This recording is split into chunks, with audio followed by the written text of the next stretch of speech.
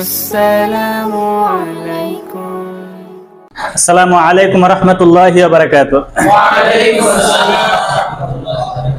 তো ভাই তাহলে আজকে আমাদের সবক 2 নম্বর সবক তথা প্রণালীর দ্বিতীয় নম্বর প্রণালী। গতকালকে আমরা প্রথম নম্বর প্রণালীর হরফ কিভাবে পড়াই এবং প্রথম নম্বর প্রণালী কি? প্রথম নম্বর প্রণালী কি?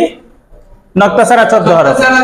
নক্তা ছাড়া 14 হরফ। নক্তা ছাড়া 14 হরফকে আমরা দুই কাজের মাধ্যমে বা দুই পদ্ধতিতে শিক্ষা দিব। আজকে আমাদের শুরু হবে 2 নম্বর প্রণালী। কত নম্বর প্রণালী? 2 নম্বর প্রণালী। 2 নম্বর প্রণালী কি?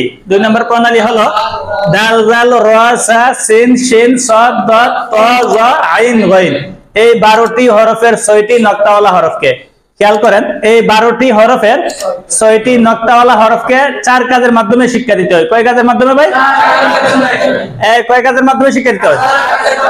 এই 12টি হরফের 6টি নক্তাওয়ালা হরফকে 4 কাজের মাধ্যমে শিক্ষা দিতে হয়। 1 হরফের নামে মশক কমপক্ষে 100 বার। 2 নক্তার মশক কমপক্ষে 20 বার। 3 নক্তাওয়ালা হরফকে নক্তা ছাড়া হরফের সঙ্গে মিলাইয়া সহজ প্রশ্নে 5 দাও। 4 কঠিন প্রশ্নে 5 দাও। তাহলে ওই 6টা হরফ আমরা যদি জ পড়াইতে পারি তাহলে 6টা হরফ আমরা কি করতে পারবো? পড়াইতে পারবো। দ্বিতীয় নম্বর প্রণালী হরফ কয়টা? 6টা। এই 12টি হরফের 6টা নক্তাওয়ালা হরফ। ঠিক আছে? কয় কাজে শিক্ষা দিব? 4 কাজে। তাহলে সকলেই লক্ষ্য করে, হ্যাঁ, চক স্লেট হাতে নেন, স্লেট মুছিয়া পরিষ্কার করে নেন। সকলেই বোর্ডে আমার হাতের দিকে দেখতে থাকেন। আপনাদের স্লেটের মাঝখানে এইভাবে একটা ত লেখেন। হ্যাঁ, লেখছেন? উপরে একটা এইভাবে গোল করে দেন। স্লেট উল্টায় রাখেন। সকলে আমার মুখের দিকে দেখতে থাকেন।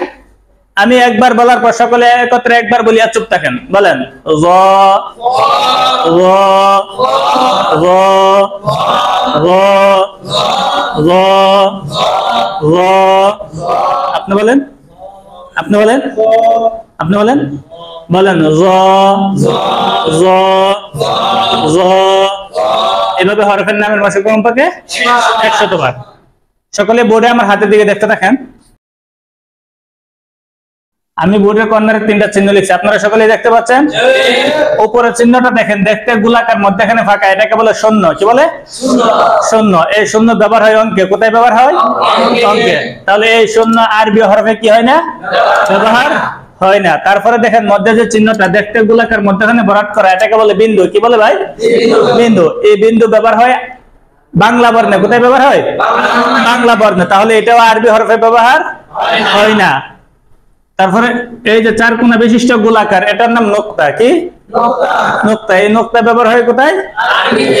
আরবিতে। বলেন এটার নাম নোক্তা, এটার নাম নোক্তা, এটার নাম নোক্তা, এটার নাম নোক্তা,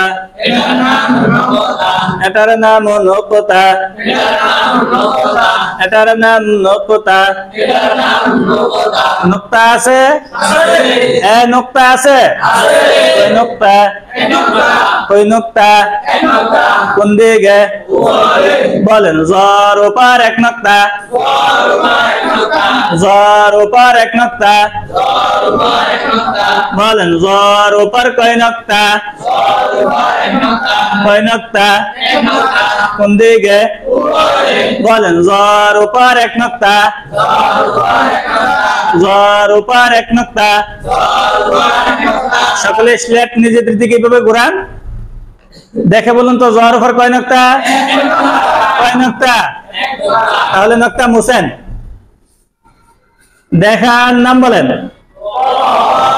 জোরে বলবেন আরো। নোক্তা দেন, নোক্তা দেন। দেখার নাম বলেন। নোক্তা মুছেন। দেখার নাম বলেন। নোক্তা দেন। দেখার নাম বলেন।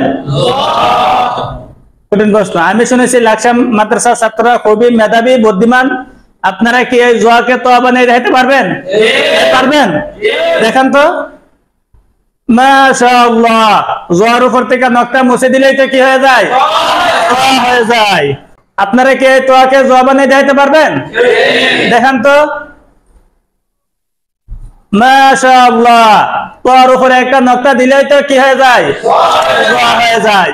এবার ত বানান দেখান, জ বানান দেখান, ত বানান দেখান, জ বানান দেখান। বুঝে আসছে? আদর্শ দক্ষ শিক্ষক গড়া প্রয়োজন আজ বড় সমাজের, যারা কারি বেলায়